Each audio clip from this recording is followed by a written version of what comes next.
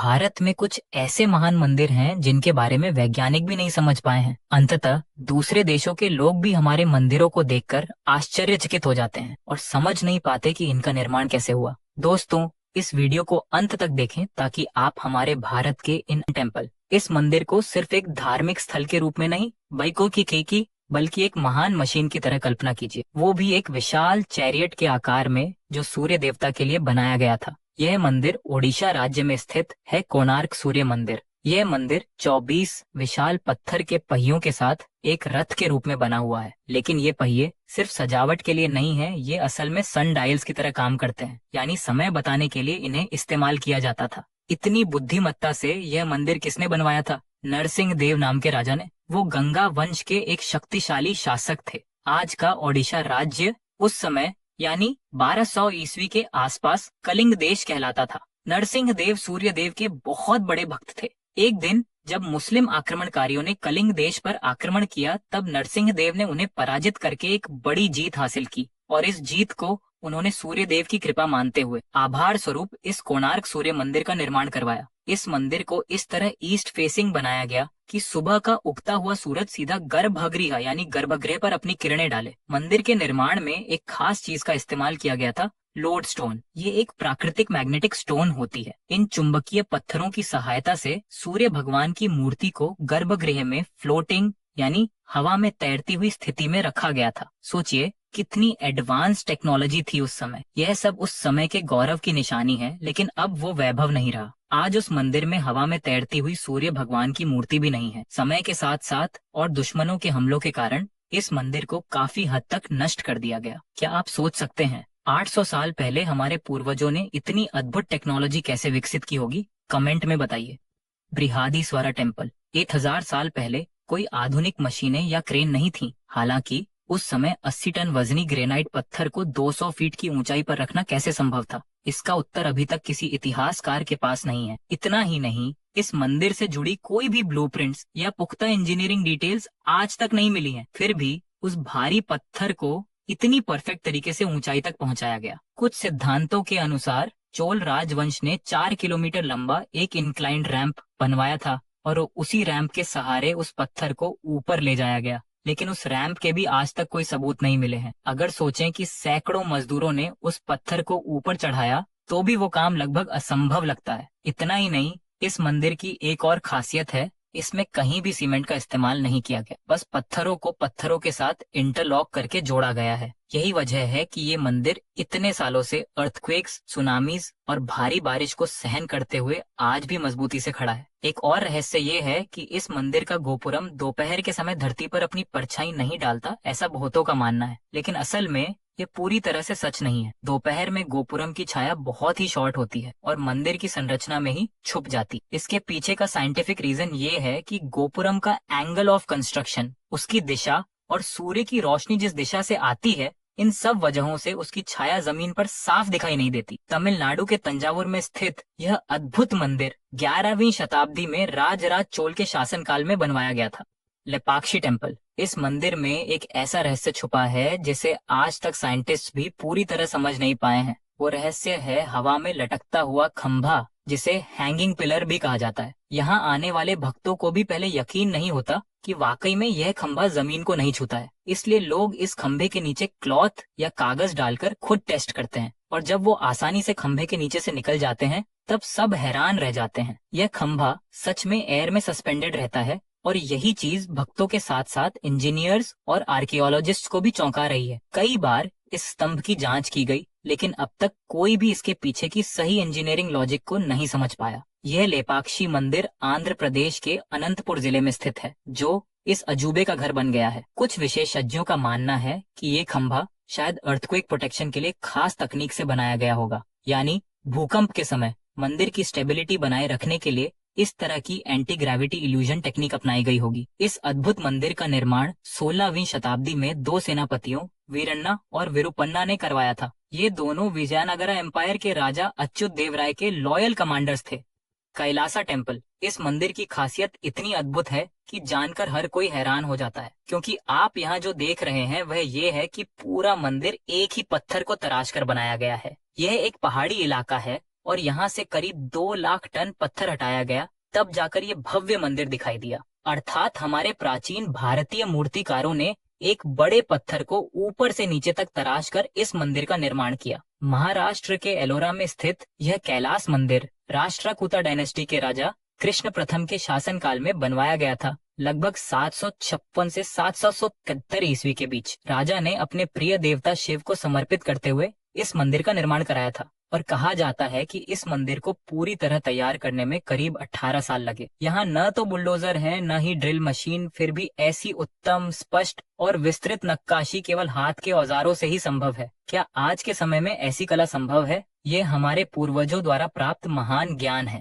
चन्नाकेशवा temple. Bharat में मौजूद इस मंदिर को देखने के लिए लोग दूर दूर से आते हैं, और जब भक्त इस मंदिर के अंदर की स्कल्पचर्स को देखते हैं तो सच में उनकी 2 आंखें भी कम पड़ जाती हैं, क्योंकि यहाँ हर एक मूर्ति को इतनी बारीकी से और अलग अलग स्टाइल में कार्व किया गया है कि देखने वाला हैरान हो जाता है। अगर आप इन मूर्तियों पर लाइट डालेंगे तो वो रोशनी मूर्तियों के अंदर की खाली जगहों तक पहुंचती है। इसका मतलब ये है कि इन मूर्तियों को एक्सट्रीम डिटेलिंग और प्योर क्राफ्ट्समैनशिप के साथ बनाया गया है। यहाँ मौजूद हर एक पिलर एक अलग अजूबा है, लेकिन यहीं से कई रहस्यमय सवाल भी उठते हैं, जैसे 1116 AD में जब ये मंदिर बना तब इतनी एडवांस टेक्नोलॉजी इन शिल्पकारों के पास कैसे थी? इस मंदिर को देखकर आर्किटेक्ट्स, साइंटिस्ट और आर्टिस्ट सभी दंग रह जाते हैं। हर दीवार, हर रेखा मानो हमारे पूर्वजों के ज्ञान की गवाही देती है। हर स्कल्पचर को देखकर ऐसा लगता है कि इसे बनाने में किसी ने अपनी आत्मा झोंक दी हो। यह भव्य मंदिर कर्नाटका के बेलूर में स्थित है। इसे 12वीं शताब्दी में राजा विष्णुवर्धन ने बनवाया था। जैन धर्म से हिंदू धर्म अपनाने वाले इस राजा ने भगवान विष्णु के प्रति अपनी भक्ति दिखाने के लिए इस मंदिर का निर्माण कराया था।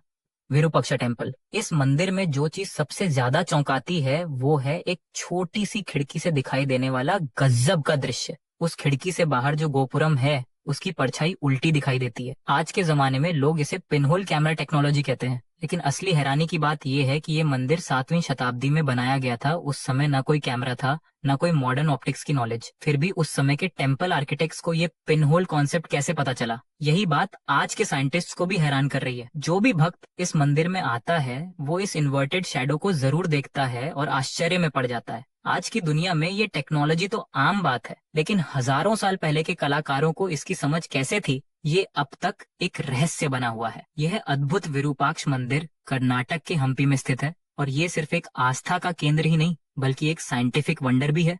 रानी की वाव यानी रानी का कुआं। लेकिन जो आप यहाँ देखते हैं वो कोई आम बावड़ी नहीं, बल्कि एक ऐसा आर्किटेक्चरल वंडर है जो अंदर जाते ही आपको एक मंदिर का अनुभव कराता है। इस स्टेपवेल की डिजाइन इतनी शानदार है कि यहाँ की हर दीवार, हर खंभा स्कल्पचर से भरपूर है। खास बात यह है कि इन शिल्पों में भगवान विष्णु के दशावतार, अप्सरास की मूर्तियां और उस समय की पातान की पारंपरिक साड़ियों के डिजाइन तक हमें देखने को मिलते हैं। इस अद्भुत रानी की वाव का निर्माण 11वीं शताब्दी में सोलंकी डायनेस्टी की रानी उदयमती ने अपने पति भीमदेव प्रथम की याद में करवाया था। दिलचस्प बात यह है कि आमतौर पर मंदिर ऊंचे बनाए जाते हैं, लेकिन रानी की वाव का यही मंदिर जमीन से 7 मंजिला गहरा है। जैसे जैसे आप इस स्टेपवेल के अंदर उतरते जाते हैं, आपको चारों ओर की दीवारों पर ऐसे अद्भुत कार्विंग्स देखने को मिलते हैं कि आपको उस युग के कलाकारों की प्रतिभा का अंदाजा लग जाता है। इतना ही नहीं, इस लोकेशन पर कई फिल्म्स की शूटिंग भी हुई है। हाल ही में तेलुगु मूवी सीतारामम का एक गाना भी यहीं शूट किया गया था।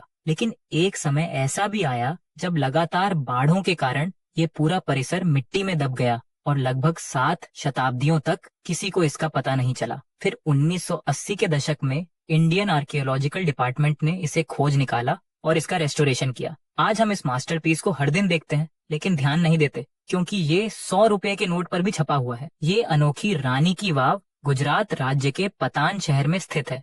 मीनाक्षी टेम्पल। तमिलनाडु में स्थित यह मंदिर सिर्फ एक धार्मिक स्थल नहीं है, बल्कि 33,000 से भी ज्यादा स्कल्पचर से सजा हुआ एक भव्य आर्किटेक्चरल वंडर है। ये मंदिर पूरे 14 एकड़ में फैला हुआ है और इसके चारों तरफ मौजूद विशाल राजगोपुरम्स इसे और भी भव्य बनाते हैं। यहाँ की देवी मीनाक्षी अम्मावारी के बारे में कई पौराणिक स्टोरीज प्रचलित हैं और हर एक कहानी में कुछ ऐसा चमत्कार छुपा होता है जो सुनने वालों को चकित कर देता है। सबसे अनोखी बात यह है कि इस मंदिर में स्थित मूर्ति के 3 स्तन हैं जो भक्तों और विद्वानों को काफी आश्चर्यचकित करते हैं और इससे जुड़ी किंवदंती भी बहुत प्रसिद्ध है। इतना ही नहीं, इस मंदिर की एक और अद्भुत विशेषता है इसका वाटर मैनेजमेंट सिस्टम। बारिश के मौसम में भी मंदिर परिसर में कभी भी जलभराव नहीं होता। यहाँ का हाइड्रोलॉजी डिजाइन इतना संतुलित है कि पानी खुद ब खुद ड्रेन हो जाता है। अब सोचने वाली बात यह है कि उस समय जब कोई आधुनिक टेक्नोलॉजी नहीं थी, तब इन लोगों ने इतनी साइंटिफिक प्लानिंग और नॉलेज कैसे हासिल किया।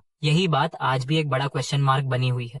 श्री रंगानाथा स्वामी टेम्पल तमिलनाडु में स्थित ये मंदिर सिर्फ भारत में ही नहीं बल्कि पूरी दुनिया में सबसे बड़े मंदिरों में एक माना जाता है। इस मंदिर का निर्माण एक ही राजा या एक ही समय में नहीं हुआ, बल्कि यह शताब्दियों तक अलग अलग राजवंशों के योगदान से विकसित हुआ। पुराणों के अनुसार इस मंदिर का वर्तमान रूप मुख्य रूप से 9वीं से 17वीं शताब्दी के बीच चोल, पांड्य, विजयनगर और नायक राजाओं के शासनकाल में अस्तित्व में आया। चोल वंश ने मंदिर के प्रमुख गोपुरम्स और प्राकारम्स के निर्माण में एक महत्वपूर्ण भूमिका निभाई। इस मंदिर में कुल 21 गोपुरम्स हैं, जिनमें से मुख्य राजगोपुरम की ऊंचाई लगभग 226 फीट है, जो इसे भारत का एक सबसे टॉलेस्ट टेम्पल टावर बनाता है। यहाँ पर भगवान श्री रंगनाथ स्वामी आदि शेषा पर लेटे हुए स्वरूप में भक्तों को दर्शन देते हैं और यह दृश्य अत्यंत शांतिपूर्ण और दिव्य होता है। हाल ही में हमारे प्रधानमंत्री नरेंद्र मोदी जी ने भी इस भव्य मंदिर को विजिट किया था। आमतौर पर हम मंदिरों को शहर के किनारे पर देखते हैं, लेकिन इस मंदिर में तो एक पूरा गांव मंदिर के अंदर ही बसा हुआ है। यानी